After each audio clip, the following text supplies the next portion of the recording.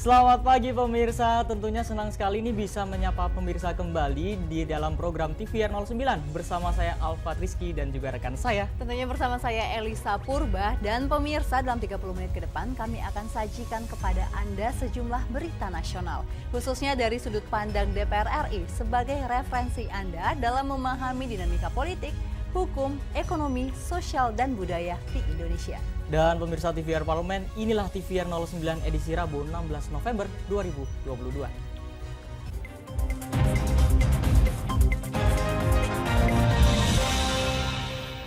Pemirsa, mengawali TVR 09 pagi ini, Komisi 6 DPR RI mendesak PT KAI dan KCIC segera membuat kepastian tentang penyelesaian proyek kereta cepat Jakarta-Bandung. Pasalnya, dua perusahaan kereta tersebut meminta tambahan penyertaan modal negara sebesar 3,2 triliun rupiah dalam rangka pemenuhan permodalan porsi di Indonesia. Komisi 6 DPR RI mendorong PT KAI dan PT Kereta Cepat Indonesia Cina harus segera menyelesaikan proyek kereta cepat Jakarta-Bandung apabila pemberian PMN tambahan disetujui. Proyek kereta cepat Jakarta-Bandung terkendala kekurangan dana. Menurut perhitungan BPKP pada Maret 2022 lalu, pembengkakan biaya ada di angka 17,64 triliun rupiah. Menanggapi hal tersebut, anggota Komisi 6 DPR RI Rudi Hartono Bangun mengungkapkan jika pemberian PMN tambahan disetujui, Dirut KAI dan Dirut Kereta Cepat Indonesia Cina harus segera menyelesaikan proyek kereta cepat tersebut. Meminta juga deadline kepada Dirut KAI dan Kereta Cepat Cina, bahwasanya ini uang PMN 3,2 T adalah uang rakyat. Ketika kita akan berikan, kita minta jangan ada markup, pembengkakan lagi gitu. Kalau terus nanti ada markup dan pembengkakan, ini nggak akan selesai. Akan ada permintaan PMN kedua gitu lagi. Sebelumnya dalam rapat dengar pendapat Komisi 6 DPR RI dengan PT KAI dan PT Kereta Cepat Indonesia minggu lalu, Komisi 6 DPR RI masih mendalami pemberian PMN tambahan untuk proyek kereta cepat Jakarta-Bandung. Komisi 6 DPR RI juga meminta PT KAI dan PT Kereta Cepat Indonesia Cina memastikan proyek kereta cepat Jakarta-Bandung dapat selesai sesuai deadline yang ditentukan jika mendapatkan PMN tambahan sebesar 3,2 triliun. Ken dan Mario, TVR Parlemen, melaporkan. Pemirsa, masih mengenai kereta cepat, Komisi 6 DPR RI akan mempertimbangkan penambahan alokasi penyertaan modal negara sebesar 3,2 triliun rupiah untuk proyek kereta cepat Jakarta-Bandung. Di sini Komisi 6 menekankan kepada PT KAI dan KCIC agar memastikan bahwa PMN tersebut nantinya benar-benar cukup untuk menyelesaikan proyek tersebut. Komisi 6 DPR RI kembali melakukan pendalaman terhadap penambahan penyertaan modal negara atau PMN untuk proyek kereta cepat Jakarta-Bandung. PMN yang berasal dari cadangan investasi tahun 2022 akan digelontorkan dalam rangka pemenuhan permodalan. Anggota Komisi 6 DPR RI Intan Fauzi mengatakan kereta cepat KCIC meminta tambahan PMN sesuai dengan peraturan Presiden. Untuk itu, Komisi 6 DPR RI terus melakukan pendalaman mengenai pembangunan serta target penyelesaian pekerjaan kereta cepat. Intan menegaskan sesuai peraturan Presiden, pendanaan kereta cepat dilakukan dengan tahap konsorsium dari BUMN. Terus dilakukan pendalaman agar penyertaan modal negara dapat digunakan dengan baik. Kami belum menyetujui, masih perlu pendalaman lebih lanjut.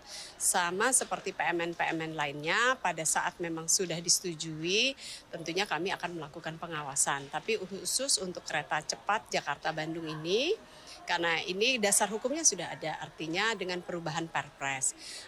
Namun baik dari Perpres tersebut, pendanaan ini antara lain adalah dengan PMN dan tahapan konsorsium BUMN dan seterusnya itu yang kemarin sudah dipaparkan baik oleh Dirut Kereta Api Indonesia dan Dirut KCIC, kami masih perlu melakukan pendalaman lagi.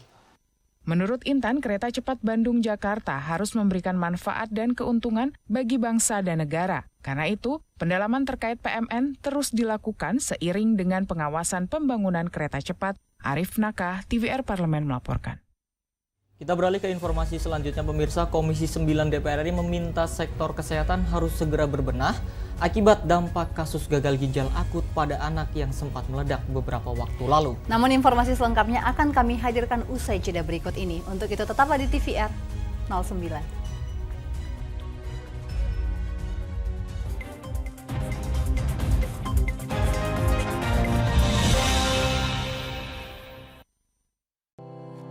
Tugas dan fungsi DPR RI sangat penting bagi negeri ini sebagai pengemban amanat rakyat. Namun tidak banyak yang tahu apa saja fungsi dan tugas dari DPR. DPR mempunyai 3 fungsi pokok, yaitu legislasi, anggaran, dan pengawasan. Ketiga fungsi tersebut harus dilaksanakan dalam kerangka fungsi representasi yang mengedepankan kepentingan rakyat berdasarkan aspirasi masyarakat dan untuk kesejahteraan rakyat.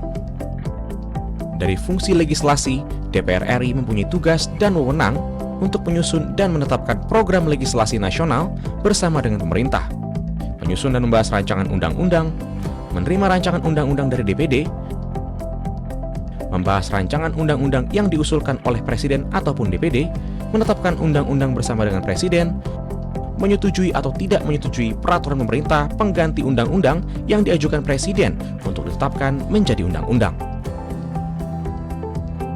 Sementara, fungsi anggaran membahas dan memberikan persetujuan atau tidak memberikan persetujuan terhadap rancangan undang-undang tentang APBN yang diajukan Presiden, memperhatikan pertimbangan DPD atas rancangan undang-undang tentang APBN dan rancangan undang-undang terkait pajak, pendidikan, dan agama, menindaklanjuti hasil pemeriksaan atas pengelolaan dan tanggung jawab keuangan negara yang disampaikan oleh BPK, memberikan persetujuan terhadap pemindahantanganan aset negara maupun terhadap perjanjian yang berdampak luas bagi kehidupan rakyat yang terkait dengan beban keuangan negara.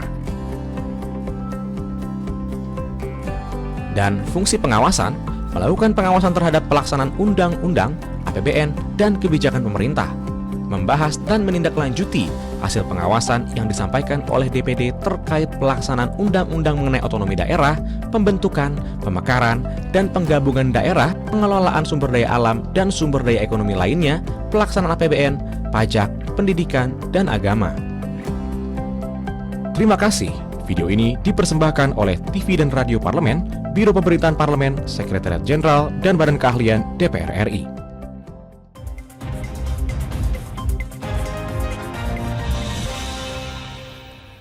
Pemirsa, terima kasih Anda masih setia menyaksikan TVR 09. Pemirsa, Komisi 9 DPR RI mendorong pembahasan rancangan Undang-Undang Praktik Apoteker guna memberi kepastian penyelenggaraan kefarmasian, kewenangan, dan penyediaan obat yang aman bagi masyarakat sehingga peredaran obat berbahaya dapat dicegah.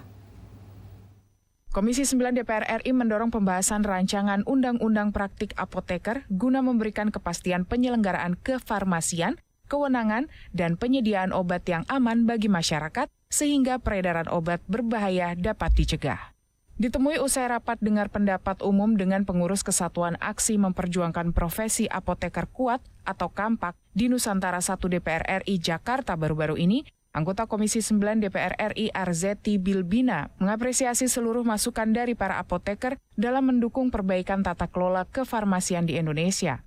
Arzetti berpendapat sektor kesehatan harus segera berbenah akibat dampak kasus gagal ginjal akut pada anak. Ia menambahkan, peredaran obat yang dikonsumsi oleh masyarakat harus dipastikan aman dan layak untuk dikonsumsi. Di mana obat-obatan itu betul-betul bisa menjamin mutu, keselamatan, keamanan, dan juga ujungnya adalah untuk kesehatan masyarakat kita secara paripurna. Seperti itu kan pembahasan yang memang kita serap aspirasi di hari ini. Nah, apoteker juga merasa bahwa kami juga sangat berperanan penting nih untuk meramu, memberikan obat-obatan kepada pasien, karena yang merupakan garda tonggak untuk pendistribusian obat kepada pasien itu penentunya adalah kami, pihak apoteker seperti itu. Mungkin di sini bahasa yang kita sampaikan ada penyelarasan, harmonisasi. Arzetti berharap rancangan Undang-Undang Praktik Apoteker dapat segera dibahas dan diselesaikan sehingga memberikan kepastian bagi para apoteker dalam menjalankan kewenangan serta fungsi peredaran obat dan memperbaiki sistem kefarmasian nasional. Hilman Hidayat dan Aang TVR Parlemen melaporkan. Terkait rencana pemerintah untuk menetapkan upah minimum provinsi tahun 2023, Komisi 9 DPR RI menegaskan harus ada trilateral meeting yang melibatkan pemerintah, pengusaha, dan buruh. DPR menilai tuntutan kenaikan upah buruh merupakan hal yang wajar melihat harga kebutuhan pokok yang kian meningkat serta situasi perekonomian saat ini yang penuh tantangan. Pemerintah akan menetapkan upah minimum provinsi atau UMP tahun 2023. Persoalan besaran kenaikan selalu menjadi polemik. Untuk itu pemerintah harus dapat memfasilitasi kepentingan buruh dan pengusaha. Anggota Komisi 9 DPR RI Saleh Partaunan Daulay mengatakan, terkait permasalahan tuntutan peningkatan gaji, harus ada pertemuan atau trilateral meeting yang melibatkan pemerintah, pengusaha, dan buruh. Hal ini sebagai sarana untuk menampung aspirasi dan mencari solusi atas kondisi tersebut. Saleh Daulay merasa wajar terkait permintaan kenaikan upah buruh, mengikuti peningkatan harga kebutuhan pokok dan biaya kebutuhan hidup buruh, serta situasi perekonomian yang penuh tantangan saat ini. Tengah situasi ekonomi yang sekarang sedang katakanlah penuh tantangan, maka para buruh kita ini juga menginginkan agar kesejahteraan mereka dinaikkan. Dan tentu ini mesti harus dijawab oleh pemerintah sedapat mungkin dan juga para pengusaha. Dan karena itu kalau misalnya mereka belum puas dengan apa yang sudah ditetapkan oleh pemerintah, maka saya kira perlu ada pembicaraan lagi dengan pihak pengusaha sebetulnya seperti apa. Dengan demikian pihak pengusaha juga mau menurunkan sedikit hak mereka di situ ya, dalam konteks misalnya mendapatkan keuntungan untuk berbagi dengan para pekerja atau para buruh ini. Saleh menegaskan pemerintah dan perusahaan harus mendengarkan aspirasi buruh. Saleh berpesan jangan sampai polemik upah buruh berpengaruh pada meningkatnya kegiatan demonstrasi yang tidak hanya mengganggu sistem kerja perusahaan, tetapi juga mobilitas masyarakat sekitar. Mario, TVR Parlemen melaporkan. Pemirsa, Komisi 10 DPR RI menilai Stadion Iwayan Dipta di Bali telah layak dan siap digunakan sebagai salah satu venue dalam penyelenggaraan Piala Dunia U20 tahun 2023 mendatang. Nah, pemirsa, Komisi 10 juga mengapresiasi fasilitas yang tersedia di Stadion Iwayan Dipta dan dinilai layak menjadi contoh bagi pengelola stadion di daerah lainnya. Dalam penyelenggaraan Piala Dunia U20 tahun 2023, pemerintah Indonesia telah menetapkan 6 stadion sebagai venue event internasional tersebut. Komisi 10 DPR RI menilai Stadion Iwayan Dipta layak dan siap untuk penyelenggaraan Piala Dunia U20. Wakil Ketua Komisi 10 DPR RI Hetifah Syaifudian menekankan infrastruktur maupun hal-hal penunjang harus terpenuhi dan sesuai standar internasional. Hetifah mengapresiasi fasilitas yang sudah tersedia di Stadion Iwayan Dipta dan layak menjadi contoh bagi para pengelola stadion di daerah lainnya. Memberikan kita optimisme ya kesiapan dari stadion Kapten Iwayan Dipta ini.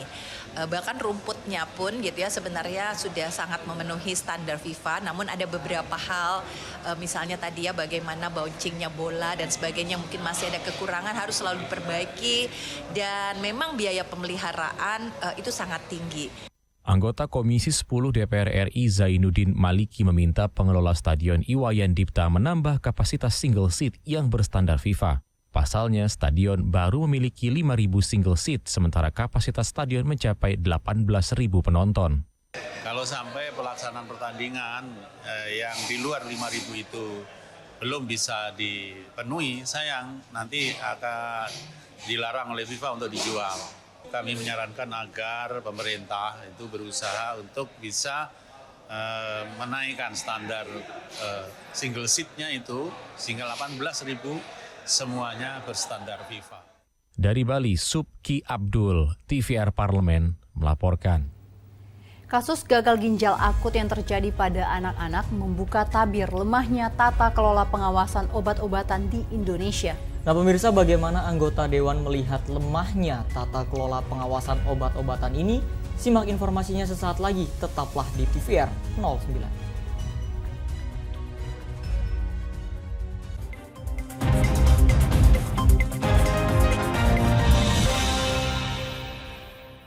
Utang-utang dulu saya.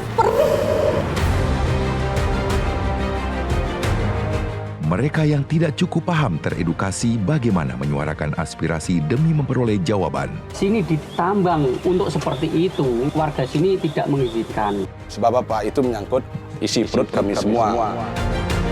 Hadir menelisik mulai dari hulu ke hilir. Mengapa? Nah, kalau kita telusuri kenapa banjir ini hampir setiap terjadi. Hingga menemukan apa yang belum terkuak secara nyata. Kan kabeh niku sedulur, Pak. Nek kula ngrencangi mriki, mesti mriki gelo, nek kula ngrencangi mriki mesti mriki gelo. Nggih kedah adil wae, Pak, tengah-tengah. Menghadirkan peran anggota DPR RI demi mendapatkan solusi. Saksikan Suara Dapil, Senin sampai Jumat pukul 10 waktu Indonesia Barat, hanya di TVR Parlemen.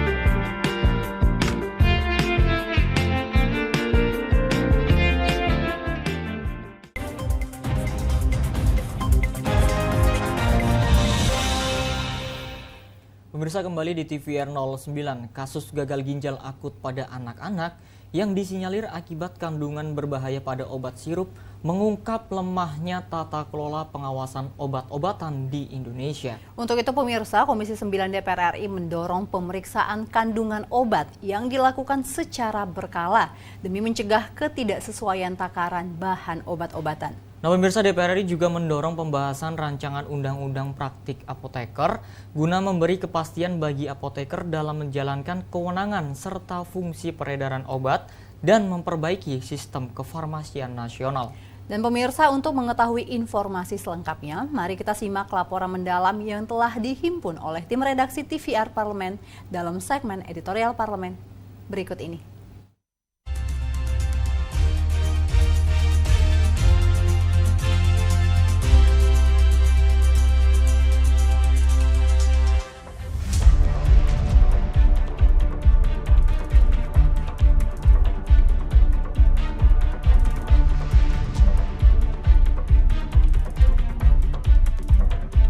Komisi 9 DPR RI mengkritisi tata kelola pengawasan obat yang belum maksimal. Komisi 9 menilai perlu dilakukan pemeriksaan obat-obatan secara berkala untuk mencegah terjadinya ketidaksesuaian takaran bahan obat yang menjadi penyebab kasus gagal ginjal pada anak. Kemenkes menyebutkan kenaikan kasus gagal ginjal akut progresif atipikal atau GGAPA di Indonesia hingga bulan November 2022 mencapai 325 kasus dengan 178 anak meninggal dunia, 100 anak sembuh, dan 47 anak dirawat. Kasus ini banyak ditemukan pada anak dengan kelompok umur 0 hingga 5 tahun. Ketua Komisi 9 DPR RI Feli Estelita Runtuene menyoroti tata kelola pengawasan obat yang masih belum maksimal. Untuk itu, Feli meminta agar pemeriksaan kandungan obat-obatan bisa dilakukan secara berkala untuk mencegah ketidaksesuaian takaran bahan baku. Kita kembali lagi ke tata kelola. Yang menjadi tanggung jawab ini siapa? Apakah ini lemahnya pengawasan atau apa? Nah, ini kita harus telusuri terus. Jadi yang saya lihat tadi, kalau dari adik tanya seperti tadi, tentunya lemahnya pengawasan ya. Tentunya lemahnya pengawasan dan memang dibutuhkan untuk pemeriksaan ini bukan cuma di awal, tapi ada waktu-waktu tertentu secara periode tertentu kita harapkan diambil lagi sampelnya apakah itu sama seperti pemeriksaan pertama atau justru sudah berubah? Ini kan penting ya. Jadi supaya tidak terjadi hal-hal yang tidak kita inginkan. Apakah karena oknum tertentunya dia punya boleh dibilang bukan kelemahan ya, apa istilahnya? Mungkin lalai ya. Oknum tertentu yang masuk dalam produksi obat itu lalai dalam ukuran-ukuran zat-zat tertentu. Ini kan kalau kita ada pemeriksaan secara berkala, ini akan menjadi awas bagi mereka. DPR RI juga mendorong pembahasan rancangan Undang-Undang Praktik Apoteker guna memberikan kepastian penyelenggaraan kefarmasian, kewenangan, dan penyediaan obat yang aman bagi masyarakat sehingga peredaran obat berbahaya dapat dicegah.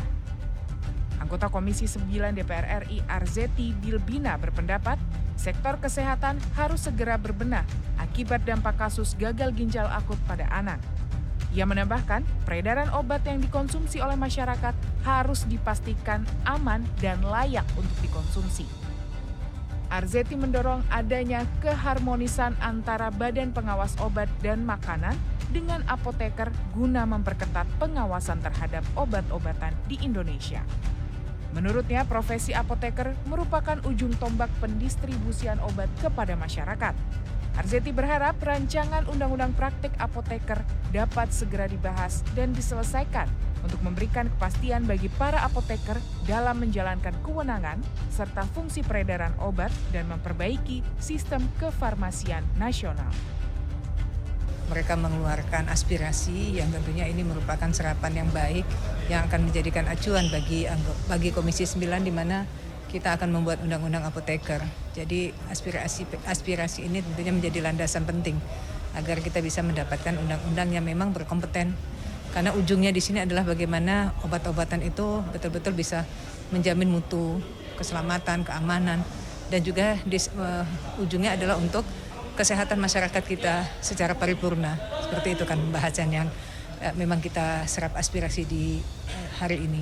Ya sebetulnya kan ada tupoksi masing-masing, boleh dikatakan kalau kita melihat secara gamblang, PPOM mungkin punya kepentingan dan kebijakan sendiri di mana mereka berbahasa, mereka memiliki ahlinya juga dalam hal pengawasan untuk obat-obatan dan juga makanan. Nah, apoteker juga merasa bahwa kami juga sangat berperanan penting nih untuk meramu, memberikan obat-obatan kepada pasien karena yang merupakan garda tonggak untuk pendistribusian obat kepada pasien itu penentunya adalah kami, pihak apoteker seperti itu. Mungkin di sini bahasa yang kita sampaikan ada penyelarasan, harmonisasi. DPR RI menegaskan pengawasan terhadap obat dan makanan merupakan suatu yang mutlak harus dilakukan. Untuk itu, perlu segera dilakukan pembahasan rancangan undang-undang tentang pengawasan obat dan makanan yang diusulkan oleh Komisi 9 DPR RI. Tim Liputan TVR Parlemen melaporkan.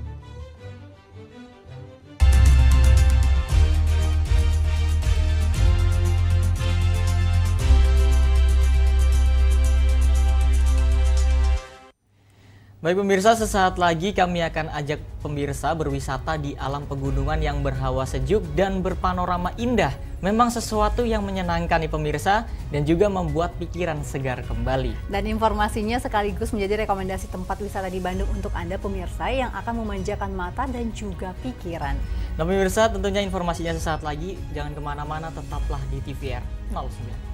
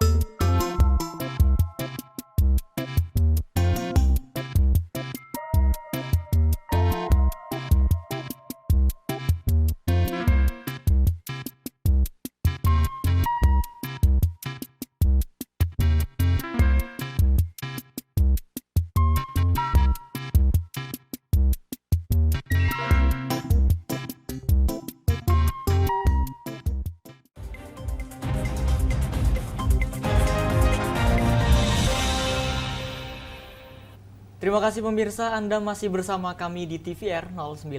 Ini kita berbicara terkait dengan Bandung nih. Alfat pernah ke Bandung? Pernah dong. Nah, tentu siapa yang nggak kenal Bandung ya? Karena Bandung tidak hanya terkenal dengan atraksi liburan berupa mal dan kafe yang unik pemirsa, tapi juga terkenal dengan keindahan alamnya.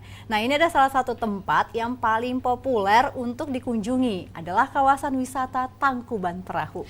Nah, Elisa dan juga pemirsa, sebagai tambahan informasi ya, bahwa wisata Tangkuban Perahu juga memberikan nuansa yang berbeda daripada tempat wisata lainnya yang ada di Bandung. Suasana yang sejuk dan misterius turut didukung dengan legenda Sangkuriang yang masih dipercaya oleh masyarakat setempat dan para pengunjung hingga saat ini. Dan pemirsa, mari kita saksikan indahnya panorama Tangkuban Perahu dalam segmen Intips, informasi dan tips berikut ini.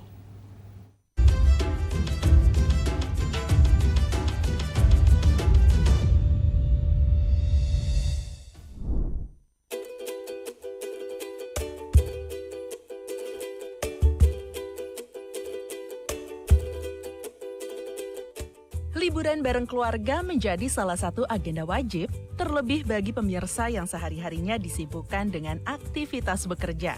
Tak perlu jauh-jauh pergi ke Indonesia bagian timur untuk menyaksikan keindahan alam yang dimiliki bangsa ini. Pemirsa bisa pergi berlibur ke tempat wisata Tangkuban Perahu yang tak jauh dari Jakarta. Siapa yang tidak tahu Gunung Tangkuban Perahu? Tempat yang lekat dengan legenda Sangkuriang dan Dayang Sumbi ini disebut juga sebagai Tangkuban Perahu, atau jika diartikan ke bahasa Indonesia, artinya perahu terbalik. Karena memang jika dilihat dari jauh, gunung ini terlihat seperti perahu yang terbalik.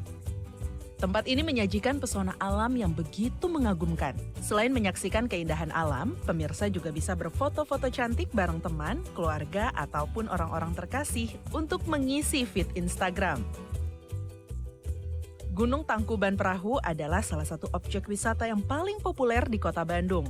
Daya tariknya tak lain adalah area gunung dan kawah yang indah dan mudah dijangkau oleh pengunjung. Pemirsa bisa langsung menikmati keindahan kawah Tangkuban Perahu dari tempat parkir mobil tanpa harus mendaki terlebih dahulu. Jika berlibur ke Bandung, rasanya nggak lengkap deh kalau tidak mengunjungi Tangkuban Perahu. Kompleks wisata Kawah Gunung Tangkuban Perahu berada di perbatasan Bandung Barat dengan Subang, kurang lebih 30 km dari pusat kota Bandung. Area Taman Wisata Tangkuban Perahu sebagian masuk ke wilayah Kabupaten Subang dan Bandung Barat.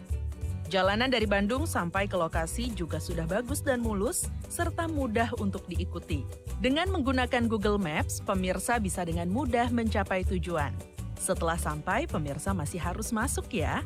Jarak dari gerbang masuk sampai ke area kawah masih cukup jauh, sekitar 4 km. Area kawah merupakan daya tarik utama di tempat wisata ini.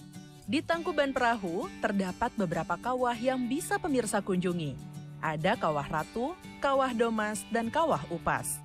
Nah, kali ini pemirsa akan kami ajak ke salah satu kawah terbesar yang ada di Tangkuban Perahu, yaitu Kawah Ratu. Kawah Ratu merupakan kawah utama di sini. Ukurannya sangat luas dan bisa dikatakan objek wisata utama dari kompleks wisata Tangkuban Perahu. Kawah Ratu merupakan kawah terbesar di antara kawah-kawah lain di area ini. Kawah Ratu berbentuk seperti mangkuk besar dengan kedalaman kawah sekitar 500 meter dari permukaan kawah. Cairan mirip air di bagian bawah sering berubah warna, dari biru, hijau, hingga abu-abu. Uap putih yang berhembus dari celah dinding kawah menciptakan aura yang dramatis. Jika ingin menikmati suasana yang lebih tenang atau ingin sekedar ngopi santai sambil menikmati pemandangan bibir kawah, pemirsa bisa berjalan menuju ke area warung dan bangku yang sudah disediakan di pinggir kawah untuk menikmati kopi hangat bersama pisang goreng sambil menikmati indahnya pemandangan Kawah Ratu. Jalan di sana juga cukup unik loh.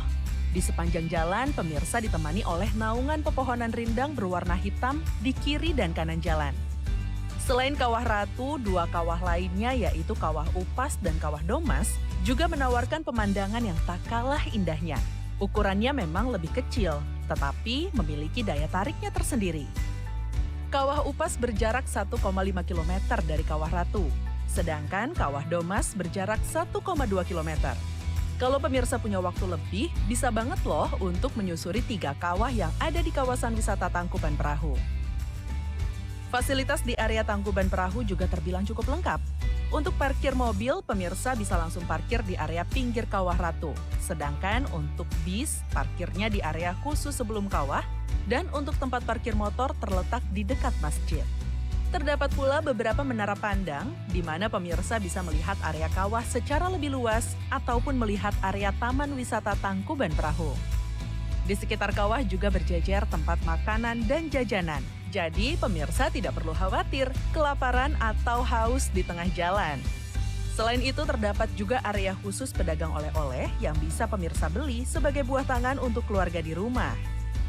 Sekian informasi dari kami, semoga bisa menambah list destinasi wisata untuk pemirsa. Sampai jumpa di Intip selanjutnya.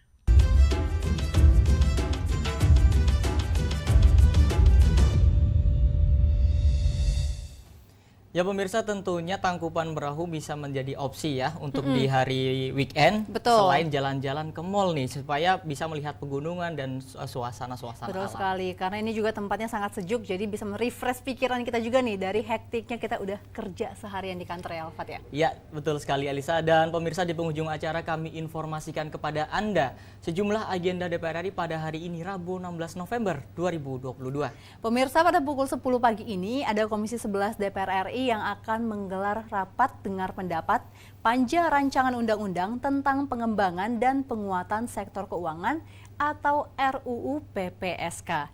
Dan masih pada pukul 10 pagi ada Komisi 4 DPR RI juga yang akan menggelar rapat dengar pendapat dengan Kepala Badan Pangan Nasional, Dirut Perum Bulog, Dirut PT Raja Wali Nusantara Indonesia, serta Dirut PT Pupuk Indonesia untuk membahas rencana program dan kegiatan tahun 2022-2023. Dan pemirsa, pada siang harinya, yakni pada pukul 1, Badan Legislasi DPR RI akan menggelar rapat pleno membahas hasil kajian harmonisasi RUU tentang pengawasan obat dan makanan. Lalu pada pukul 2 siang nanti, Komisi 10 DPR RI akan mengadakan rapat dengar pendapat umum dengan Ketua BEM Fakultas Hukum Undip dan Kepala Dinas Pendidikan Kepemudaan dan Olahraga Temanggung dengan agenda penyampaian masukan terhadap RUU Sistem Pendidikan Nasional atau Sisdiknas. Sejumlah agenda serta program DPR RI lainnya juga dapat Anda saksikan secara langsung pemirsa di TVR Parlemen melalui kanal utama, kanal komisi dan juga kanal alat kelengkapan dewan lainnya yang tentunya dapat Anda akses di tvr.dpr.go.id.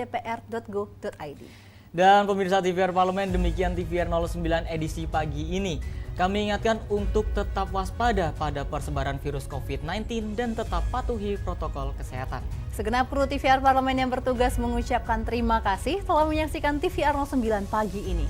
Saya Elisa Purba dan juga rekan saya Salvat Rizky, sampai berjumpa kembali di TVR 09 esok hari. TVR Parlemen, Referensi Indonesia.